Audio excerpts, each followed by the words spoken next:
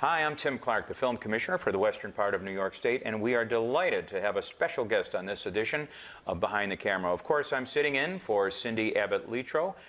She'll be back next month, but we have Cristiana Dell'Anna, who is a famous actress all over Europe, but about to be famous in America. You may recognize her from being the lead character in the film Mother Cabrini, or Cabrini. You played the role of Mother Cabrini. And now you're back again in Buffalo, your second film in the United States, and it just happens to be in the same city called Buffalo. What do you think of this crazy town? I think it's destiny for me to be here, to be starting here. I remember we had a little chat about the fact that my Chinese star sign is a buffalo, which is an animal I'm very fond of, because it's a symbol for hard work and good values. So I just think there's a continuity there. There's some kind of connection, and that's why I believe my starting point in the United States had to be Buffalo. Had to be Buffalo. So you were born in the year of the buffalo, and here you are in Buffalo for the second time. What is it about this town that makes you sort of energized and so forth? The fact that I can pretty much cycle everywhere. Yeah, right. You're a cyclist. Oh, yes. Regardless of how scared productions are whenever I mount a bike, because supposedly I shouldn't be doing it. Well, that's what they say, yeah. The contract says no. But nevertheless, I do it because it's wonderful. Yeah. You can get anywhere. It's such a friendly town, and I love the the sense of family I get whenever I come here. And it's funny because, you know, with this second movie, when people ask me about Buffalo, I knew spots. I knew my favorite coffee shop, and I knew, you know, how to get to the park, and I knew pieces of history, not all of it, obviously, but, you know, I knew enough to, you know, to be familiar with the town, and it made me feel part of a, you know, part of a big family. I loved it. Well, I think you're an honorary Buffalonian, in fact, and that's pretty good, in fact. So you're in this movie called The Panic, right? And you play a character that I know you were sort of stumbled into, right? How this happened. But tell us about the character and how you relate to it. So in this film, I play Beldaosta Green, who was J.P. Morgan's personal librarian. And she was an extremely interesting character because she was, first of all, an independent woman that managed to be one of the most influential women at the time, earning money that women would never dream of. All right. With a little secret, though. Because she came from an African-American family, but tried all her life to disguise herself as white. Ah, okay. And because she looked Mediterranean more than African, she succeeded in doing so, to the point that she pretended to have Portuguese origins. Oh, okay. It's interesting, when I researched the character, one of the biographies, An Illuminated Life, which I adored, there was a description, the author gave a description of two women who looked exactly the same. Only one was African-American and another one was Italian.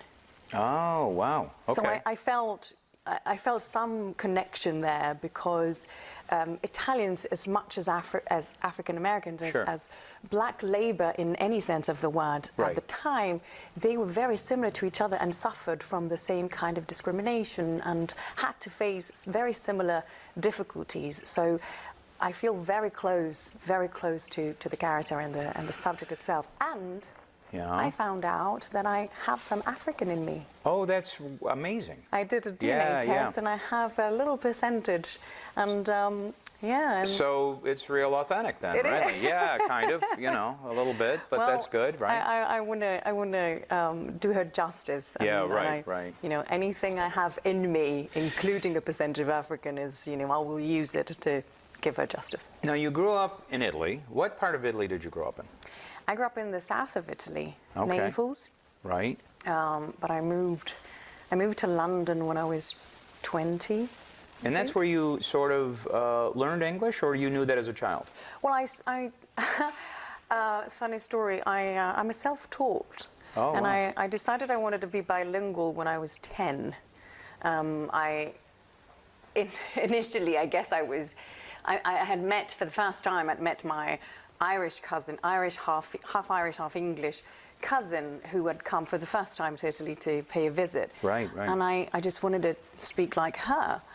And be able to speak to her, because she didn't speak a word of Italian. I guess that's how it started. And then between the age of 10 and 13, I began learning by myself from songs and music in English on VHS. You know, at the Sure, time, right, people didn't have, I mean, I'm old enough to know what VHS is, what yeah. VHS Yeah. is. So I would gather as many movies as I could in English with English subtitles, and I would write them down line by line, so I could learn the way toddlers learn. Sure, by osmosis, by just initially guessing the meaning and making it not going necessarily checking the words on the dictionary, which is something I did later on. Right, right. And then I was lucky to eventually move in a neighborhood where my family was the only Italian family. Everyone else was from the States, working at the NATO base. Right, right. Which also, you know, helped, because the environment was a completely immersive experience into the American culture. So people spoke English there? Spoke English, only English. Right, right. And then eventually I moved to London, which is where I studied drama and well, you talked earlier about researching for the role of Belle. Take us back to Mother Cabrini, right? Because the movie Cabrini, which was a sensation here, it really, what drew you rather, I'm sorry, to that character? You must have read a little bit about Mother Cabrini and read the script. What drew you to that? When I was given the script, I knew very little. Mm-hmm. I had read about her in a chapter of a book by the same author of Gomorrah, which is again a work I was in. Sure. The series was largely based on what he had written in his book Gomorrah. Right, and that's an HBO series. That's an HBO series. So the same author wrote this book with a series of, well, each chapter had one historical figure, and he would go deep into analysing each one of them, and one of them was Cabrini. Oh, wow. So I only knew that about her. Yeah, so when I read the script, then I was interested, because, you know, I already had a little bit of knowledge, but not enough to know that she was magnificent. Right, right. She was a wonderful, interesting woman. So that chapter plus the script, that prompted my endless research. Well, and some say that Mother Teresa, who was more widely known, really took a lot of inspiration from Cabrini in her early studies as you know, as a young nun, and so she really was the original good person, right, and the patron saint of immigrants. True, yes, Yeah. and that's probably one of the first things that attracted me about her. The fact that she believed in an equal society where healthcare and education were both available to everybody. And, you know, to compare what had happened at the time here in the States with the Italians, and not only the Italians who were just the last comers, but what's happening now in the Mediterranean with immigrants from the African shores trying to make it to Italy. The whole situation is something that I've lived on a daily basis. I've witnessed on a daily basis, because it's actually mostly they reach the Sicilian shores or the Neapolitan shores. Yeah. Well, Neapolitan is a bit of a limited way of describing it, but, you know, whoever is from Italy will know what I mean. And we had this discussion prior to this, and I certainly know now. So I have to say, you're a big deal in Europe, right? You get recognized as you go to grocery stores there and move around. But this immersion into America now, you're seeing your face in Times Square on the billboards for Cabrini. You're seeing them on the famous Sunset Boulevard in Hollywood. You see them in Chicago. You see them in Buffalo. You see them all over the place. That's got to be a little mind-blowing, wouldn't you think? I mean, for your sort of first film into America, because you're everywhere. Well, yeah, to see my gigantic face on you know, in Times Square in New York, it was quite something. Yeah. I would have never imagined in my wildest dreams that this would happen.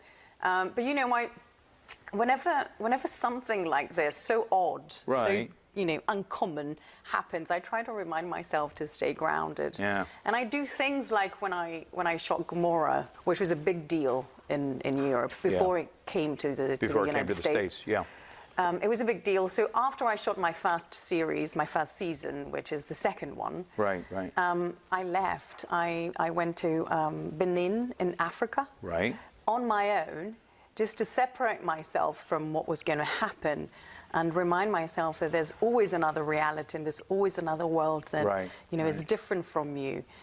So I chose the furthest thing away from me to remind myself that I should always be grounded. Did you find that groundedness in your trip? Oh, absolutely. Yeah. Absolutely. Yeah. Wow. I never take myself too seriously. Right. Well, you know, I try. Sometimes, I mean, sometimes it does happen that one, you know, gets lost in their own problems and thoughts and whatever. But but as long as you have one anchor somewhere to remind yourself, that's important. Well, those are good words for our viewers, and it was a real privilege to be with you today, and thank you for being so supportive of Buffalo and being such a brilliant actress, a brilliant artist in the movie industry, and I think there's a lot more to come.